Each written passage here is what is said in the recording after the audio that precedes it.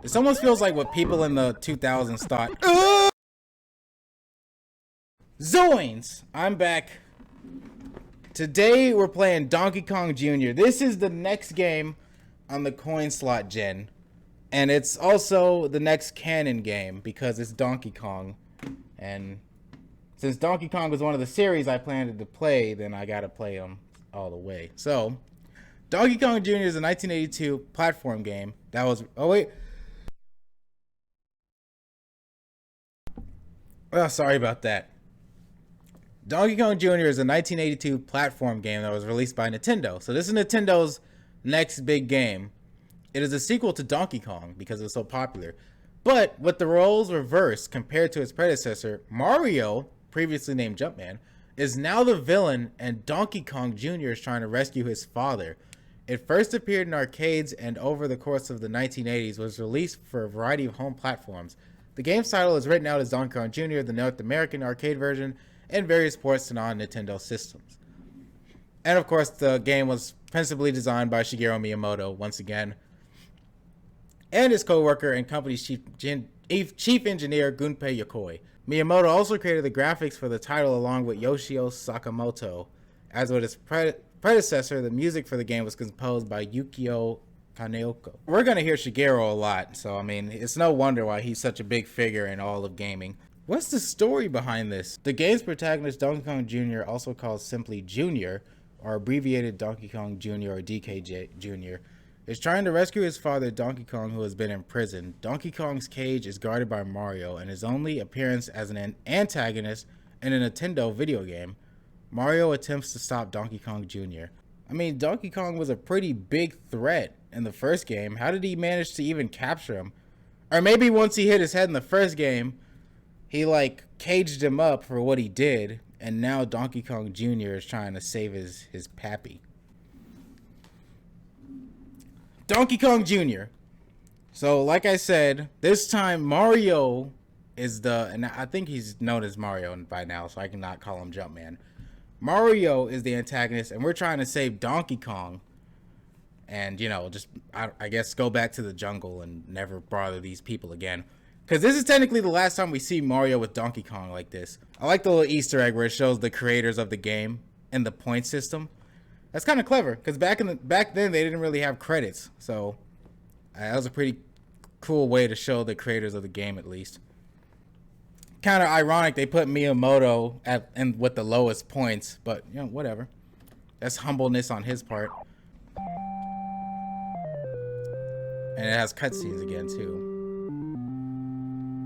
I don't know why there are two Marios, though. That almost feels like a mistake. I do like the music, though. I won't lie. You're climbing up vines and trying to get to your papa. Up!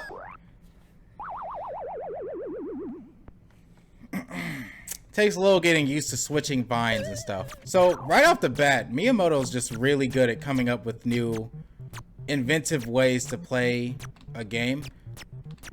And it's not really that much different. You're still just going up. You're going up to save something. Wait, is that Donkey Kong Jr.'s death? 1982 to 2021? Press F to pay respects. Whoa.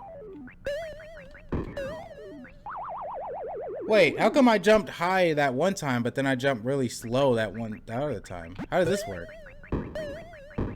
Whatever. Dang it! Oh, no. Oh, that's close. Okay. So let's talk about the sprite work real quick.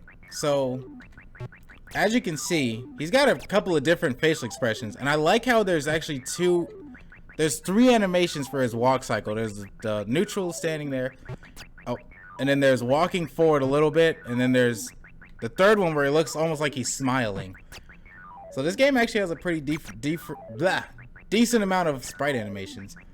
And as you can see, his pupils turn brown around here because sometimes Nintendo's pretty good at hiding limitations. So instead of adding extra detail to his face. He just made the background black and made the pupils basically opaque, or, you know, see-through. So it looks like you can always see his pupils, but it's really just a trick. So it actually works pretty well. So good job to Nintendo for coming up with ways to work with limitations they have and still making their characters look pretty expressive. Because Donkey Kong's pretty expressive in this game. With his, like, frowny face and everything like that. Ah! Ah! Go, go, go, go, go! Whew!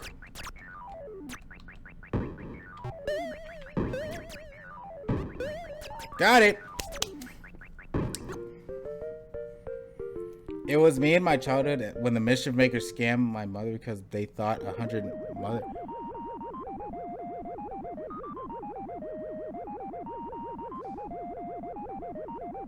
What the hell?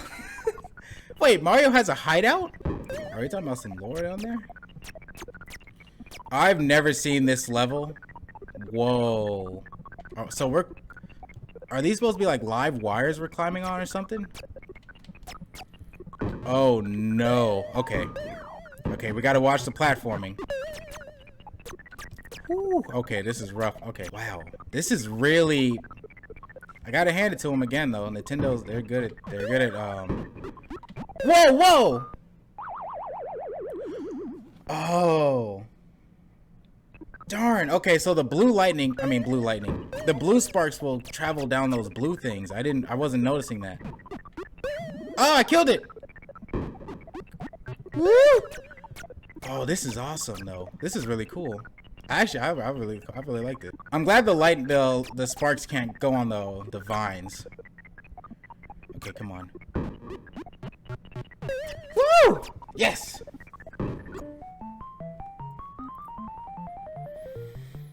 All right. So this is technically the last level, but this one's the hardest, obviously. So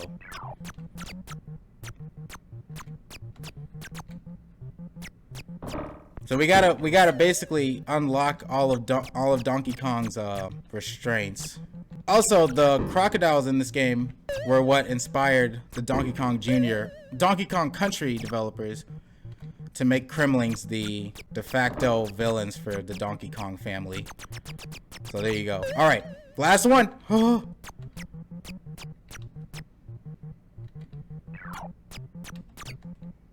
Ah, dang it! Really?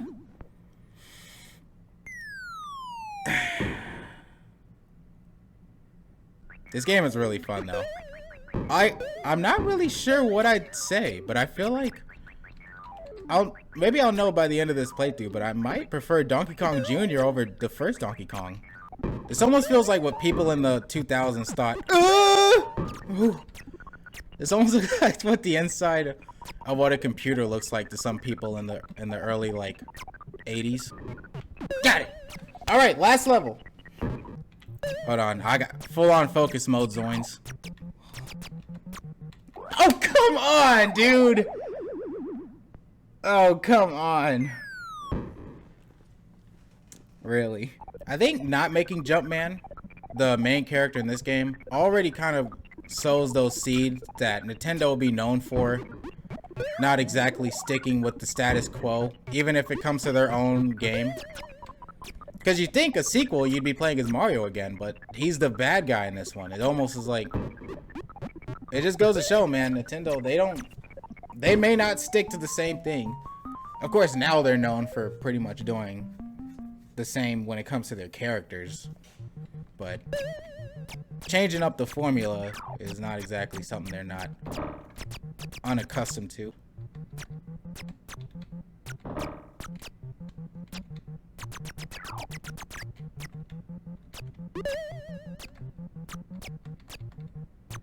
And these birds swooping down is rough. All right, there we go.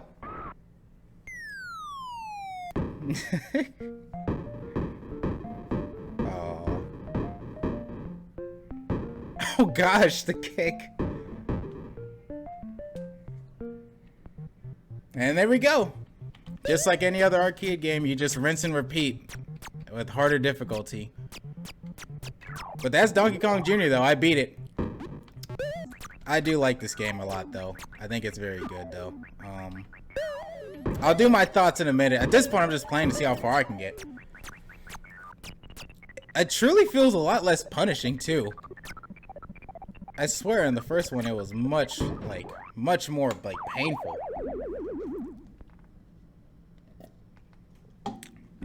All right. That's Donkey Kong though. I guess I'll put my initial. I like my system of playing different games throughout history. I give myself a minute to breathe. If I come off a game like Castlevania, I got a game like Kirby right afterwards. But all right, that was fun though. That was a really good game. I think I prefer that one over the first Donkey Kong. Like if I had those two games and I had to choose which one I want to play, I think I would choose that one more times than Donkey Kong. Donkey Kong 1 is iconic, and of course it started it all, and that's always going to be a big thing for it. But this game feels like truly a just more polished version of that. The just by far with the animations alone, how there's 3 frames of animation instead of just like with the Mario one, I think it was just 2. With the different enemy variety, changing up the story like just so seamlessly. Donkey Kong Jr.'s expression. There's a lot of expression with Donkey Kong Jr. and I like that. You can truly tell like what he's going through with a lot of different animations they put him in. I like that. The controls are of course fluent. The challenge is there and it doesn't feel completely forced. It feels very organic and it feels like your fault when you die. I think it's really a good game. And the music alone sets it apart. There weren't too many different like music tracks in the first game, if I remember right. But this game, there's different ones for almost each level. So I like that a lot. So this game is easily a 5-star. No, there's not even any debate. It's really good. Still holds up today.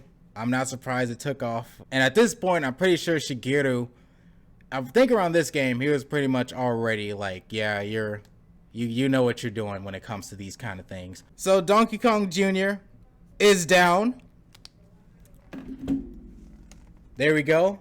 It's really hard to tell now, but there is a check mark next to it right there. But next up, we got Mario Brothers. So this is the first game where Mario, just Jumpman, is the main focus. And his brother Luigi is introduced in this game, technically. I don't think he's called Luigi. He's just a clone of him wearing green. But that's where he first kind of makes his introduction. So this is also 1983 is Luigi's debut. So, but thank you guys so much. So much for watching. I really appreciate you guys coming by. I appreciate the cheers. I appreciate the support and just talking with me. This is a shorter stream, but I didn't want it to go too long this time because I'm still working on the promotional poster art.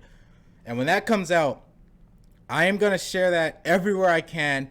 And I will ask very generously if anyone can just share that around everywhere they can as well. This will be a really big poster. And I want it to, I put a lot of effort into it. And buy yourself a copy of the Blue Rebels because it helps out. It helps out so much. Which is the whole reason I started streaming and making YouTube videos to begin with, to promote the Blue Rebels. So please, go and buy yourself a copy. It's only $6. It won't break the bank. But anyway, thank you guys so much. I love you all. You guys take it easy. Oh, wait. Hold on. I'm trying to do this right. All right. Goodbye.